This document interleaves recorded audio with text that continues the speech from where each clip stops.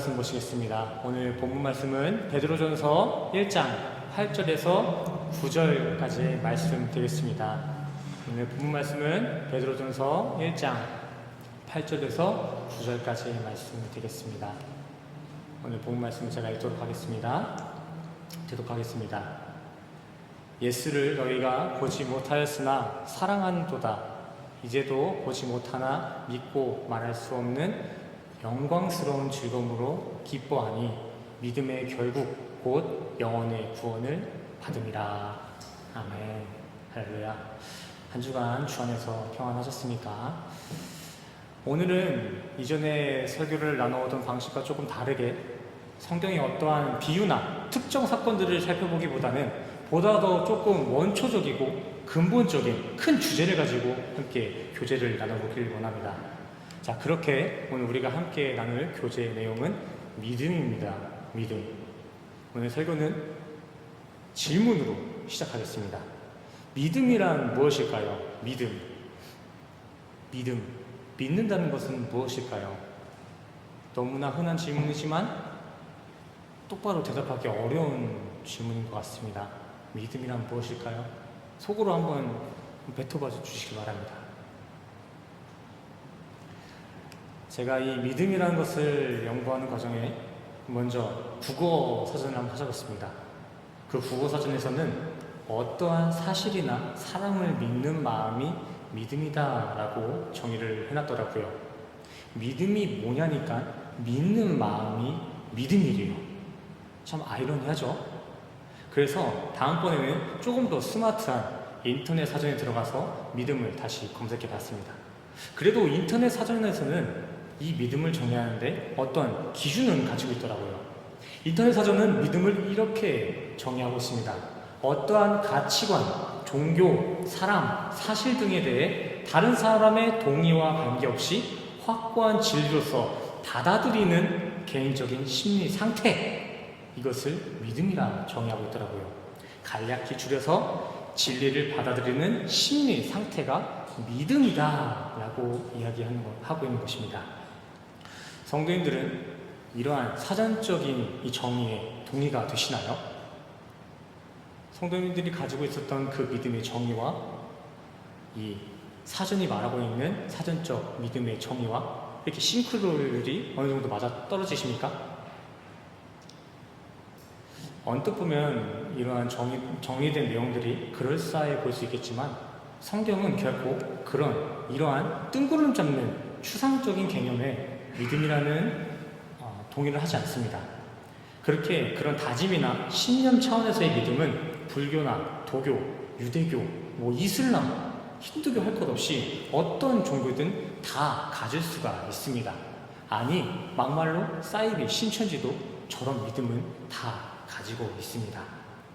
근데 정말 그런 추상적인 믿음, 이러한 믿음이 성경이 말하는 그 믿음이 맞다면은 예수님은 이 땅에 오실 이유가 없으셨을 것이며 부처님, 공자, 알라신도 아니 이보다 더 들어가서 세상을 살아갈 때 성인이라 칭송받았던 그 모든 이들도 그 믿음 가지고 천국에 들어갔을 것입니다. 하지만 성경이 말하는 믿음은 그러한 믿음이 아닙니다. 그렇게 백과사전에 남아있는 개념만 보고 그 정도 믿음 생활, 그 정도 신앙생활 하시면 큰일 납니다. 기독교의 믿음은 그 믿음의 대상부터가 명확합니다. 말씀 구절을 좀 보실게요. 요한복음 1장과 3장 말씀입니다. 믿음의 대상에 대한 성경 구절은 성경 사방팔방에 구석구석 기록되어 있지만 오늘은 여러 군데에서 찾지 않고 한 성경에서만 몇 구절을 찾아보겠습니다. 요한복음 1장 12절에서 13절까지의 말씀입니다. 영접하는 자, 곧 그 이름을 믿는 자들에게는 하나님의 자녀가 되는 권세를 주셨으니 이는 혈통으로나 육정으로나 사람의 뜻으로 나지 아니하고 오직 하나님께로부터 난 자들이니라. 요한복음 3장 읽겠습니다. 모세가 광야에서 뱀을 든 것 같이 인자도 들려야 하리니 이는 그를 믿는 자마다 영생을 얻게 하심이니라. 아멘. 방금 읽으신 구절에서 무엇을 믿는 자에게 영생과 권세가 주어진다고 나와 있나요? 그 믿음의 대상이 지금 무엇으로 나와 있나요? 그 이름 예수. 모세가 들어올린 그 뱀과 같이 십자가에 들림받으실 그 예수를 믿는 이들에게 하나님의 자녀가 되는 권세, 그리고 멸망치 않는 영생이 주어진다는 것입니다. 어느 종교나 다 가질 수 있고 누구나 넘볼 수 있는 그런 신념의 믿음, 마음가짐의 믿음만으로는 절대 영생을 얻을 수 없습니다. 예수를 믿는 믿음만이 영생입니다. 그렇다면 그 믿음의 대상이신 예수를 믿는다는 것은 무엇을 의미하는 것일까요? 예수를 믿는다 하지만 그 예수를 믿는다는 게 무엇을 의미하는 것일까요? 성경은 하나도 이해가 안 되고 예수님을 본 적도 없는데 어떻게 그거 믿는다고 확신하고 계신가요? 오늘은 이렇게 막연한 믿음의 개념들을, 단어의 기원들을 찾아보면서 조금 정형화시켜 보겠습니다. 조직화시켜 볼게요. 먼저 영어 성경에서는 이 믿음의 영역에 주로 belief라는 단어를 사용하는데, 이 단어는 이제 고어가 된 베레벤이라는 고어에서 파생된 단어입니다. 근데 이 베레벤이라는 단어는 믿음의 의미를 갖고 있기보다는 love, 사랑이라는 의미를 가지고 있는 단어입니다. 그것도 그냥 사랑이 아니라 치열한 사랑, 강렬한 사랑. belief, 믿음이라는 단어는 이렇게 본질상 강한 사랑의 의미에서부터 파생된 개념이라는 것입니다. 곧 누구를 믿는다는 것은 누구를 사랑한다는 의미에서 시작되었다는 거예요. 이해가 되시나요? 저기 간단하게 나와 있죠? 그 결과. 믿는다는 것은 결국 사랑한다는 거예요. 고린도전서 13장 13절 말씀에도 이와 비슷한 맥락의 구절이 있습니다. 함께 읽겠습니다. 시작. 그런즉 믿음, 소망, 사랑, 이 세 가지는 항상 있을 것인데 그 중에 제일은 사랑이라. 아멘. 이 구절이 의도하고 있는 바가 무엇일까요? 이 구절은 지금 무엇을 의미하고 있을까요? 이 셋 중에, 믿음과 소망과 사랑 중에 제일 좋은 게 사랑이다, 사랑이 최고다, 이걸 얘기하고 있는 것일까요? 아닙니다. 위 말씀은 믿음, 소망, 사랑, 이 셋에 떼어낼 수 없는 연계성, 그리고 사랑의 대표성을 보여주고 있는 구절입니다. 본질적으로 사랑 없는 믿음 없고 믿음 없는 소망은 있을 수가 없다라는 그런 의도를 가지고 있는 구절이에요. 이것은 또 같은 13장 말씀의 서두 부분에서는 산을 옮길 만한 믿음이 있더라도 그 안에 사랑이 없으면 그건 아무것도 아니다 라고까지 기록하고 있습니다.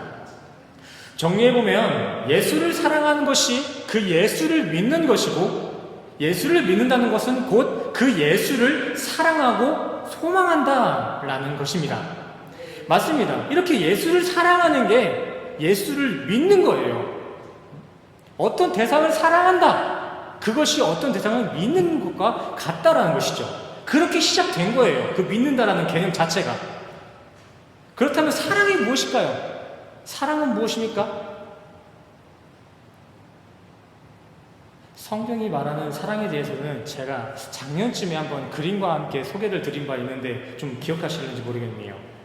성경이 말하는 그 사랑은 내 인생에서 나를 비워내고 그 안에 내가 사랑하는 대상을 초청하는 것입니다.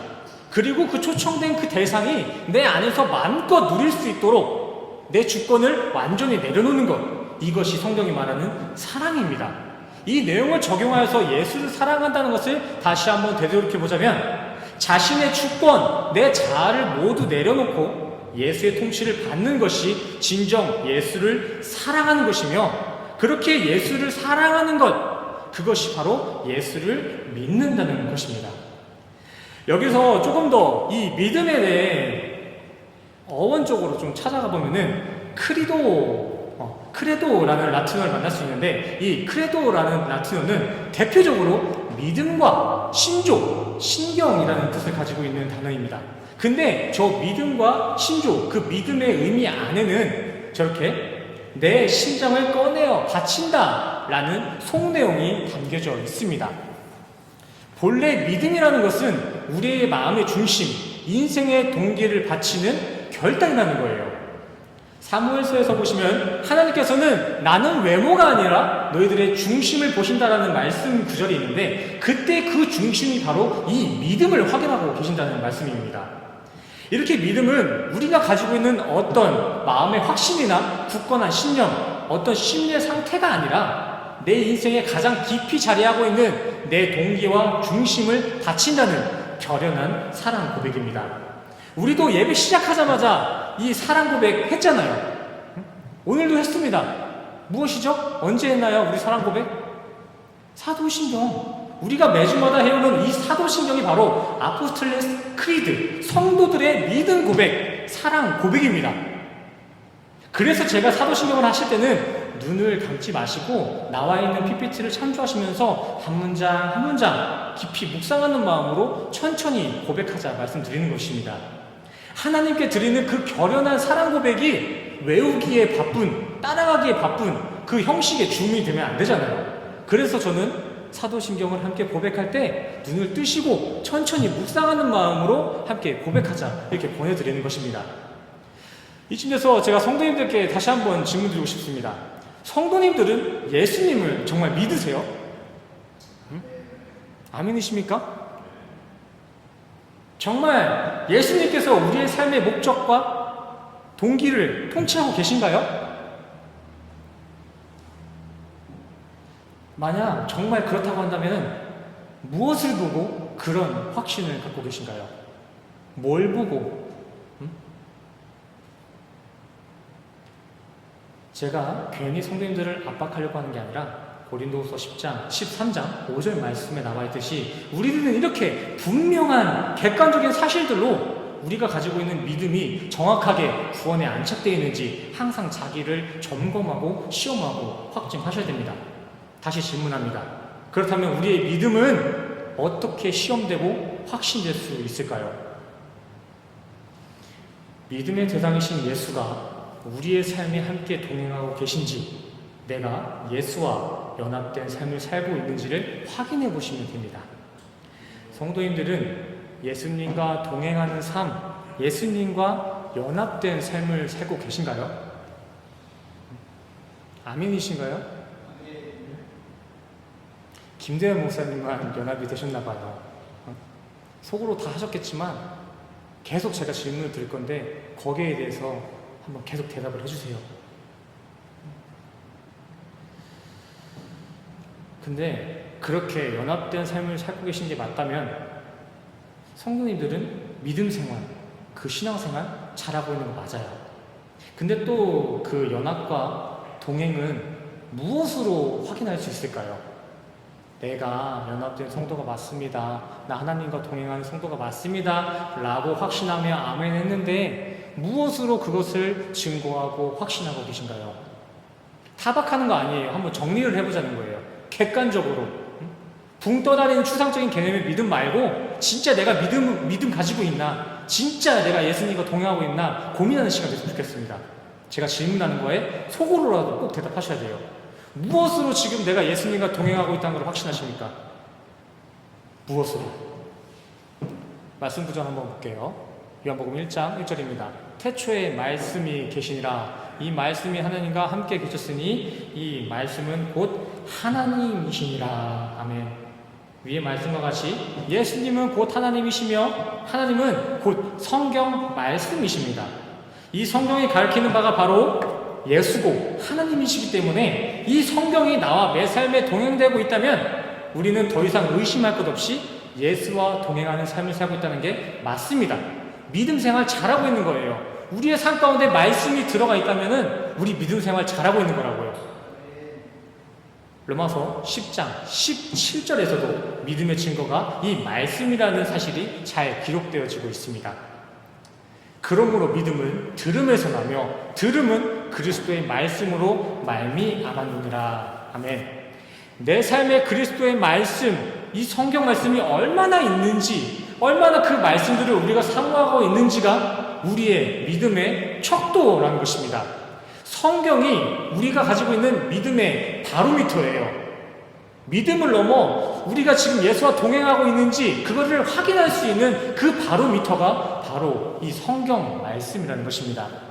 교회에서 헌신과 봉사를 아무리 많이 한다고 해도 그 중심에 그 시작이 믿음의 척도인 말씀이 없다면 그거 모두 다 헛것입니다. 하나님이 바라시는 헌신과 봉사는 그런 게 아닙니다.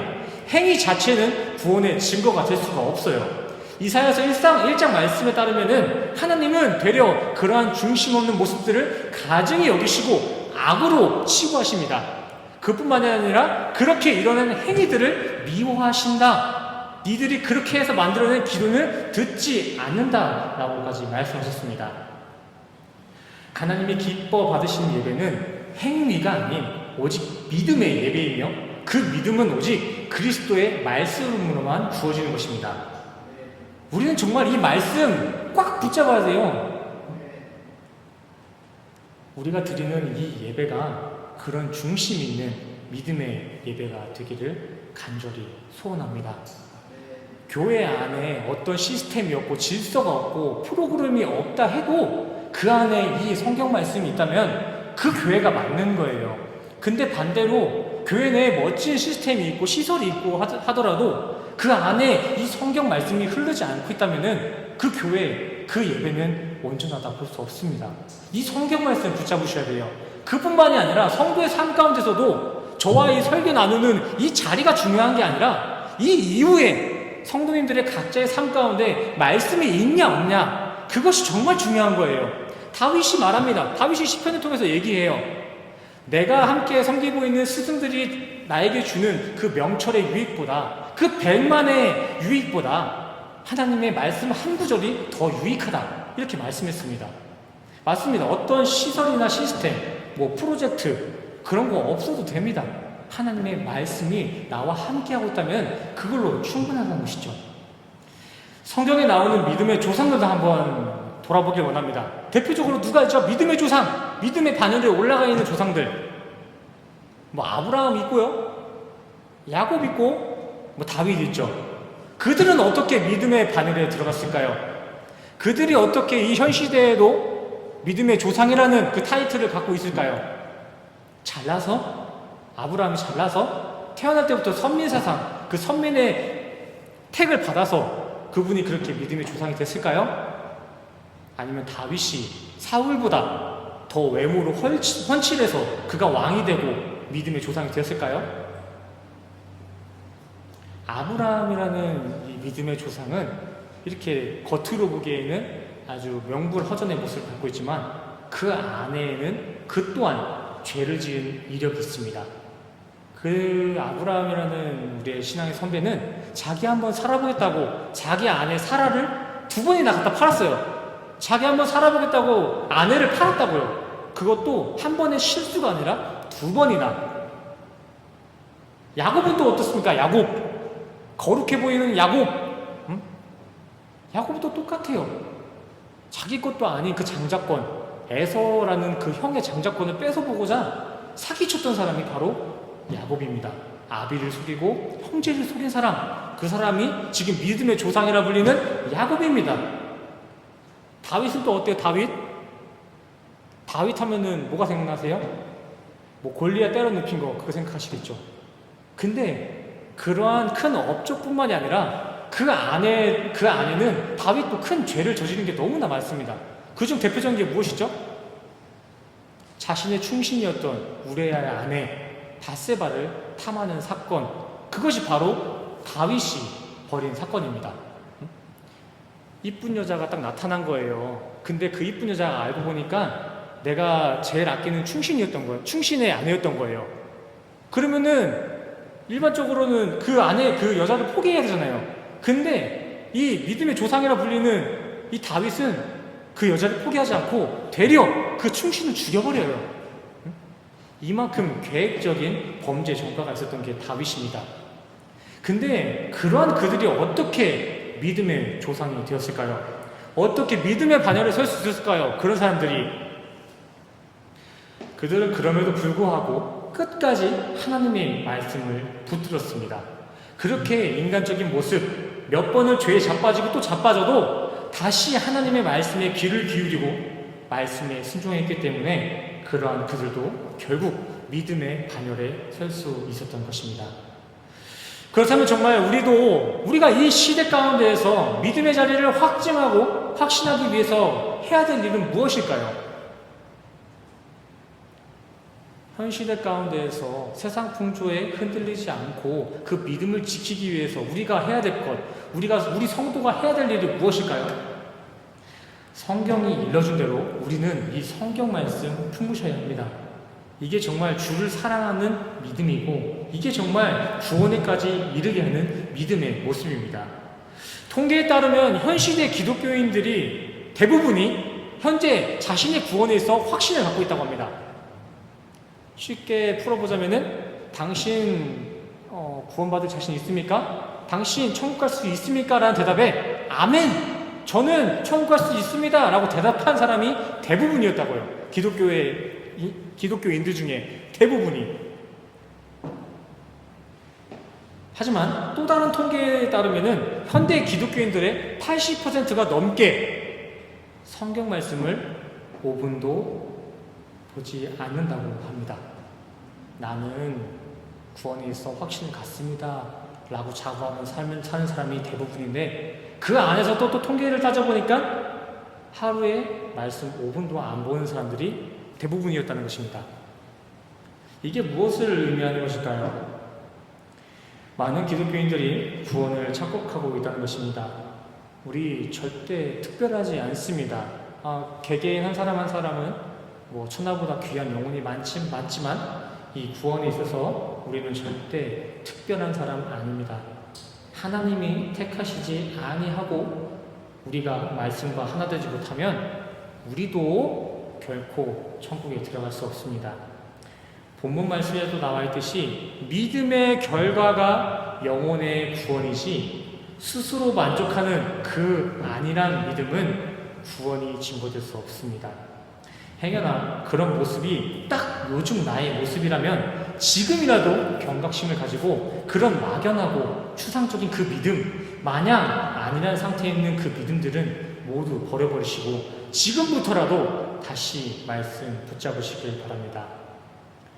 성도님들이 하고 계시는 그 사회생활, 그 세상살이를 이해하지 못하는 것이 아닙니다. 누구보다도 이해하려고 노력을 합니다. 저는 이해할 수 있다고요. 하지만 구원에 있어서는 그게 포용되지 않습니다. 정말 세상살이가 바쁘시다면은 그 바쁘신 만큼 더욱더 말씀 붙잡으시길 바랍니다. 상식적으로 한번 생각해 보길 원합니다. 이 세상이라는 물결이 강해지면 강해질수록 우리는 그 말씀이라는 믿음의 끈을 꽉 붙잡아야 되는 게 상식 아닐까요? 물살이 세면 셀수록 우리에게 던져진 그 튜브를 꽉 붙잡는 거, 그게 우리가 사는 방법 아닐까요? 똑같은 거예요. 세상살이 바쁘고 힘드시죠? 막 못해 먹겠고 관두고 싶은데도 먹고 살아야 되니까 더 열심히 살고 계시잖아요. 근데 열심히 사세요. 열심히 살지 말라는 게 아니라 10시간 일하시면은 10시간 말씀 보시고 또 비례되게 12시간 일하시는 분들이 계신다면은 12시간 말씀 보세요. 동일하게 시간으로서 그거를 값어치를 책정하는 것이 아니라 바쁘면 바쁠수록 세상에 내가 몸을 담그고 있으면은 그 세상에 휩쓸려가지 않도록 믿음의 끈을 꽉 붙잡고 계시는 것입니다. 에이, 나 정도면 괜찮을 거야 라는 그런 착각에 세뇌되지 마시고 말씀 붙잡으세요. 이것은 누구에게나 동일하게 적용되는 것입니다.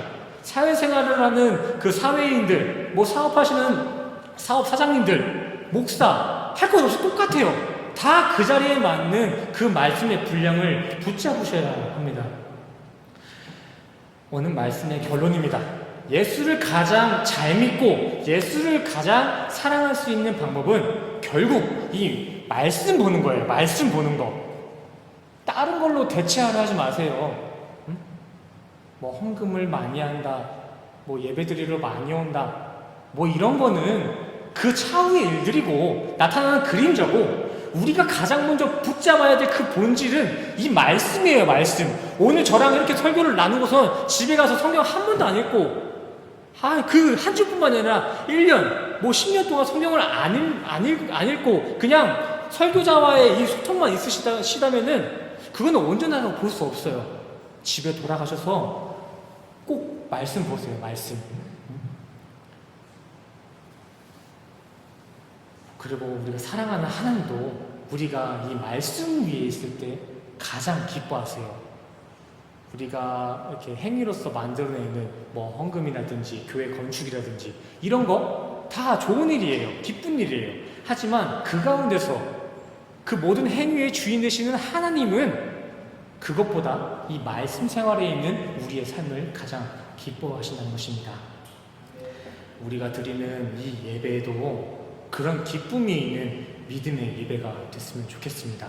그리고 우리 성도님들 모두가 그렇게 하나님이 기뻐하시는 믿음의 성도님들 되시기를 간절히 소원합니다. 항상 기도하겠습니다. 우리 성도님들이 열심히 사는 만큼 말씀 볼 수 있도록, 말씀의 성도가 될 수 있도록 저는 끝까지 열심히 함께 기도하겠습니다. 많이 힘드시겠지만 화이팅입니다. 화이팅! 말씀 붙잡고 끝까지 이겨나가시는 우리 성도님 되시기를 간절히 소원합니다. 기도하시겠습니다.